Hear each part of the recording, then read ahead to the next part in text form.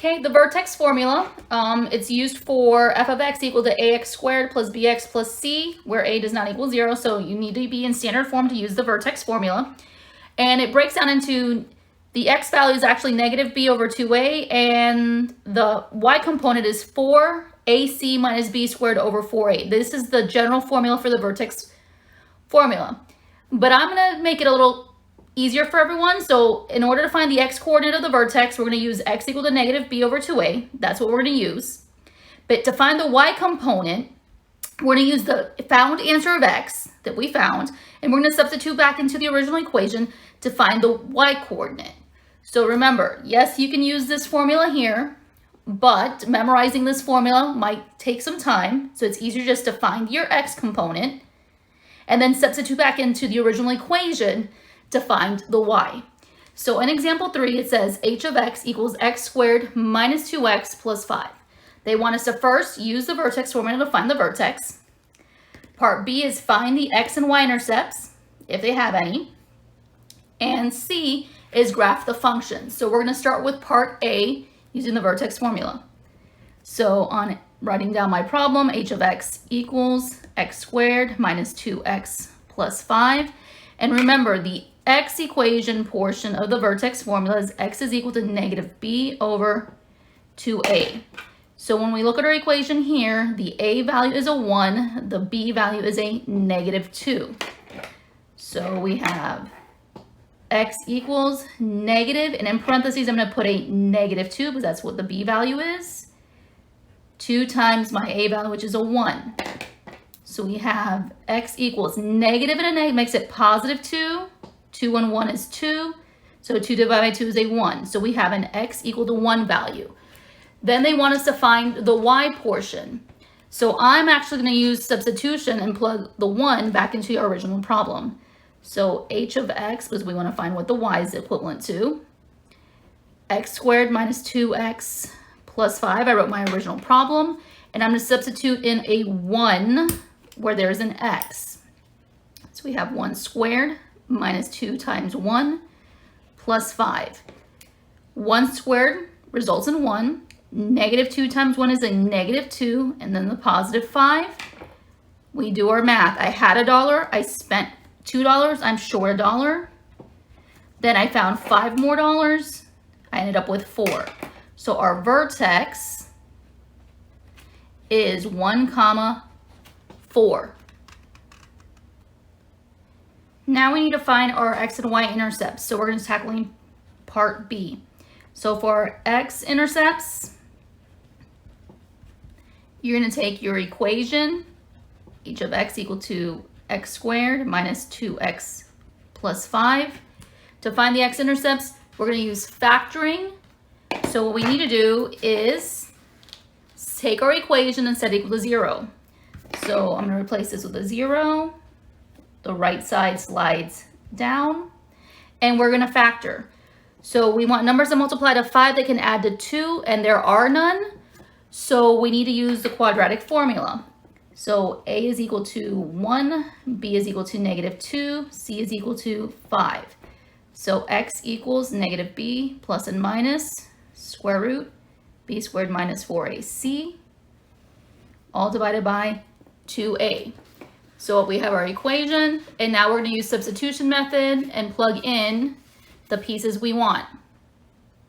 So we're going to substitute in for the b, a, and c. So negative of b, which is a negative 2, plus and minus. It's negative 2 in parentheses squared, minus 4 times a, which is a positive 1, c, which is a positive 5, all over 2 times r1. We're going to simplify inside. So we have negative and negative makes it positive 2. Negative 2 squared makes it positive 4. I'm short 4. Negative 4 times a positive 1 is negative 4. Times a 5 is still negative 20 over 2. Do the math inside. So we have 2 plus and minus, that's square root of negative 16 over 2. Remember, there's a negative in sign, so it means we have an imaginary root. So we have 2 plus and minus. I'm going to make it positive 16, and then negative 1 in the radical.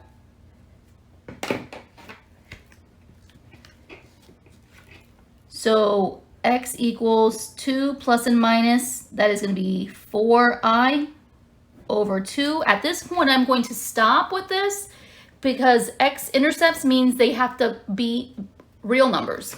Since this has an imaginary answer, there is no x-intercepts. To find your y-intercept. To find the y-intercept, we're going to take our equation, which was h of x equals x squared minus 2x plus 5. And we're going to replace the x's with 0. So we're going to put 0 squared minus 2 times 0 plus 5, resulting in 0 minus 0 plus 5. I get a y value of 5. So the y-intercept, which we do have, is 0, 5. Part C of our problem wanted us to graph the function. So give me a sec to get some graph paper. Okay, so part C of example 3 says h of x is equal to x squared minus 2x plus 5. I pulled our information we found, which was our vertex, which was 1, 4. We did have a y-intercept, which is at 0, 5. And because we know our vertex is at 1, 4, we know that we have an axis of symmetry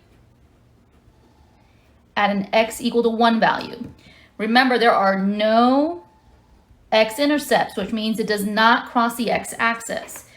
We start out with our vertex point, which is at 1, 4. We put our dot, and it hits the y-axis at 0, 5. Remember, we have an imaginary dashed line, which is our axis of symmetry, going through the vertex point.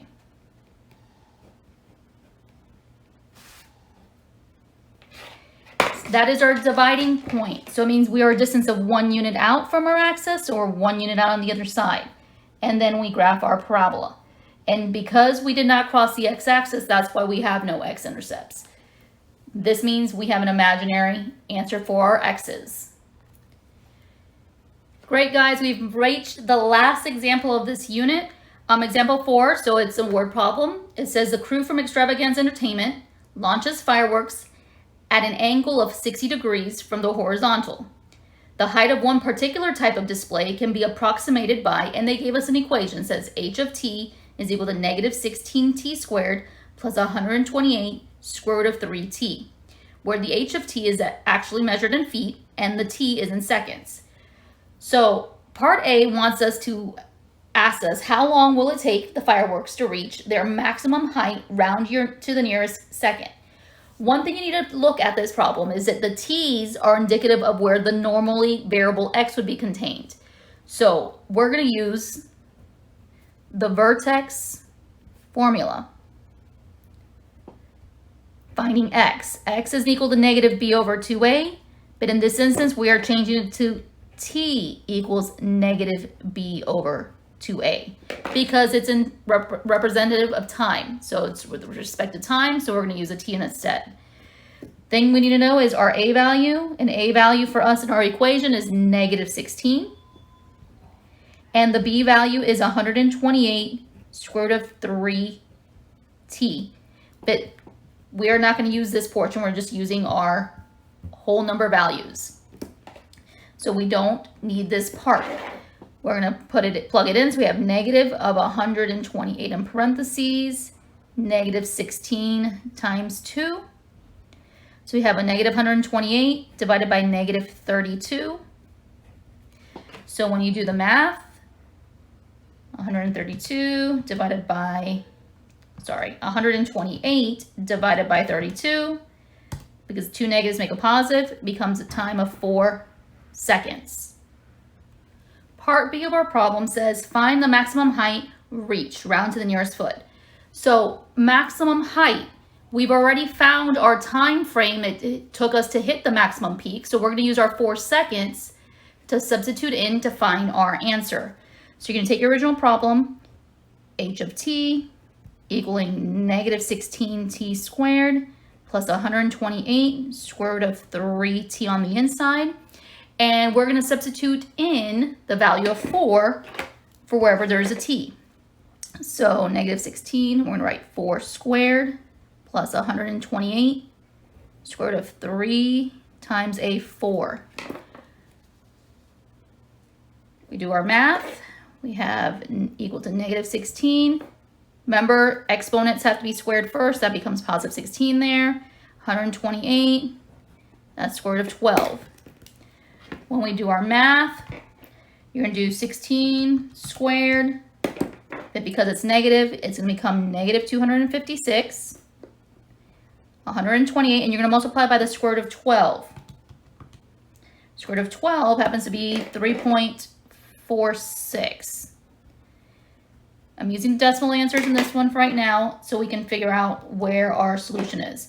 Negative 256 slides down, and then you're going to do 128 times your 3.46, which is 442.68. You're going to subtract 256 from it, giving you 186.68, which means it said round to the nearest foot, so it's 187 feet. Hey guys, welcome back. Last section of Unit 7, Section 7.5, the vertex of the parabola, applications and modeling. So we're going to jump right into it. Example 1 says f of x equals a parentheses x minus h squared plus k, where a cannot equal 0. Remember that this is the vertex form of a parabola. So what they want us to do is given an equation. So they gave us f of x equals x squared plus 8x plus 13. They want us to first rewrite the problem in vertex form and then identify the vertex, the axis of symmetry, and if it has a max or min value. So you're probably wondering, how are we going to change our regular standard form, x squared plus 8x plus 13, to the vertex form? So here's a hint. We're going to refer back to our 7.1 notes on completing the square. So we start with part A. We have our equation f of x equals x squared plus 8x plus 13. The first thing I'm going to do is remember, f of x is always the same thing as saying the y equals. So I'm going to rewrite this to say y equals x squared plus 8x plus 13. And now I'm going to do my change. So remember, in order to do completing the square, we want our variables here, the x squares and the x, 8x, to be by themselves. So I'm going to subtract 13 to the other side. So I'm going to say subtract 13 over. So I'm going to see y minus 13. And I'm going to put a blank because remember, when completing the square happens, you need to balance the boat. So I'm doing my blanks. Completing the square affects the right side here. So first thing we gotta do is figure out what our value is. Remember, this is our b. So you're gonna do 8 divided by 2 and then square it. So we have 4 squared equal to 16. So I'm gonna write 16 on the right side and 16 on the left side. Consolidate by combining like terms on the right, on the left. So we have y plus 3, because short $13 and found 16, I have 3. On the right side is going to collapse the bubble power of 2. Remember, the square root of 16 is what got us there. That's going to be a 4. The sign in the middle is positive, so that's why it's a plus, and then a plain x. The last part is to bring the 3 back over. So I'm going to subtract 3 to the right. So we become y equals parentheses x plus 4 squared minus 3. So now I'm in the function form for if I needed to graph this. So now, part B, want us to find the vertex, our axis of symmetry, and if it has a max or min. So our vertex, when we look at our vertex, remember it's the opposite in the sign. Our vertex is located here. So I had a positive 4, but remember it came out as a negative. So it's negative 4. The k value is negative 3. It stayed negative 3. Axis of symmetry, remember that's equal to the x coordinate. So our x value was negative 4. Our y max min value, it's always the y component. So we know that y is equal to negative 3 because that is the vertex point there. But here the problem is it's knowing if it's a max or min. So we need to know what our A value is. Well, our A value is always the number in front of the parentheses. In this instance, it's a 1. We imply a 1 there. We don't have to write it in. But we know that A is positive. So since the A value is a positive number, we have a bowl of soup that's opening up, which means we have a minimum value. Okay, example 2 says f of x equals negative 2x squared plus 12x minus 16. Again, for part A, they want us to rewrite it in vertex form. B, they want us to find the vertex, the axis of symmetry, determine the max and min value. C, now they want us to find your x and y intercepts. And D, graph the function. So we're going to start with part A, which says rewrite. So we're going to take our equation. F of x equals negative 2x squared plus 12x minus 16. And we're going to do this a little bit differently than we normally do completing the square because of the vertex form. So again, we have y equals negative 2x squared plus 12x minus 16. First thing we're going to do is going to move the 16 to the left. So we're adding 16 over. So we have y plus 16 plus, I'm going to do a double blank line here, equals negative 2x squared plus 12x plus a single blank. And the reason being is because the leading coefficient here is a negative 2. In the past, for completing the square, we would divide everything by that negative 2 to make that a leading coefficient of 1. But because it's going into vertex form, we cannot do that. We're not dividing by the negative 2 to everything. We're just factoring out the negative 2 here. So y plus 16 and our double blank slide down. I'm taking out the negative 2 by factoring out a negative 2. So if I divide this by negative 2, I get x squared. Divide positive 12 by negative 2, I'm a negative 6x blank. And still the same thing, because if I were to distribute back in, there's my negative 2x squared. Negative and makes it positive 12x squared. The parentheses here is where we're going to do our completing the square. So in this instance, our b value is a negative 6, which we divide by 2. So we have negative 3 squared makes it a 9. This is where it gets a little tricky and you need to remember. 9 is the blank. 9 is not the double blank. 9 is on the inside here. We did something to get there. So the negative 2 that we factored out needs to be multiplied in to balance both sides of the equation. So I'm going to do negative 2 and 9 and make it negative 18. That is what you are adding to the left side of the paper. Consolidate your numbers here. So I had $16 but spent 18. I'm short 2. Negative 2 stayed. Remember, this breaks down to the power of bubble power of 2. We had a square root of 9. That was a 3 that got us there. Sign is a negative in the middle. And then our x. The last step is bring the 2 over so you have your k value where it needs to be. So y is equal to negative 2 x minus 3 squared plus 2. Now we are in the correct vertex form. So that is part A.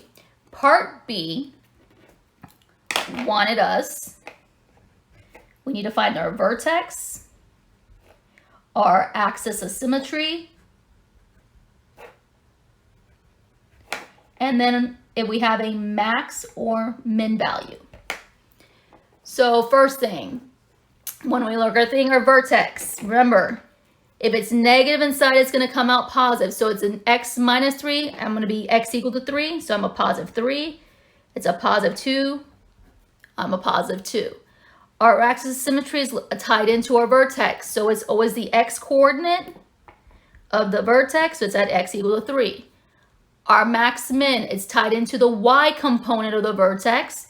So we know the y value is a 2, but we need to know max min. Remember, your a value in this instance, according to the problem, is equal to a negative 2, which means it's opening down. So we have a maximum peak. Part C is asking us to identify the X and Y intercepts. So that can actually go back to your original problem. So when we look at original problem, it was negative 2x squared plus 12x minus 16. I am going to first, in order to find out our x-intercepts, I'm going to factor out the -2 out of all of them. So we have -2, we have x squared, -6x, positive 8. I'm going to factor this. This is where I'm going to find my x and y intercepts. So -2 is still there, doesn't do anything to our problem. Numbers that multiply to be 8, that add to be -6. I think of 4 and 2 if they're both negative. So x minus 4, x minus 2. So we have an x value at 4 and x at 2. That means that our graph is going to cross the x-axis at 4 and 2 at the ordered pairs. Remember, intercepts always have ordered pairs. So we have a 4, 0 and a 2, 0. That is the x-intercepts. These are our x-intercepts. Then they want the y-intercept.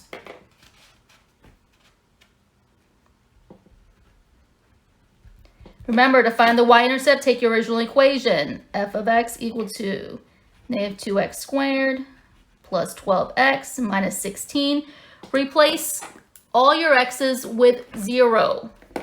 So I have -2 times 0 squared, 12 times 0, -16. If we do our math, these cancel themselves out and we're just left with -16. So our y-intercept is at 0, -16. Part D of this problem wanted us to graph the function. So just give me 1 sec.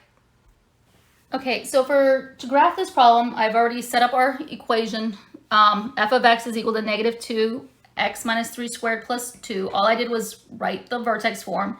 And I've already identified the key features we did and found, which is our vertex is located at 3, 2. Our axis of symmetry is at x equal to 3. The maximum value is located at y equal to 2. I brought over our x-intercepts. So our graph has the parabola going through 4, 0 and 2, 0. And it's going to hit the y-axis at 0, -16. So based on this, we don't have to do a parent function anymore. We can use our x and y intercepts to graph our pieces. So it has an x-intercept at 4, 0 and 2, 0. So at 4, 0, we have a point, and at 2, 0, we have a point. The next thing it says the y-intercept hits the y-axis at 0, -16. So it's hitting down here at 0, -16. The other piece information says that the vertex is located at 3, 2. So here's 2, here's 4, halfway's 3, up to the 2 axis, there is our peak value of our thing, and we have an imaginary axis of symmetry. That's where it goes through. So we're going to draw a dashed line through our location of our x point. So we know that it'll split our graph in half. Since we have these 3 points here, this is located out 3 units out from the y-axis. So I'm going to go 3 units out from the y-axis. So then I have 5 points. And do your curve, and we have our parabola.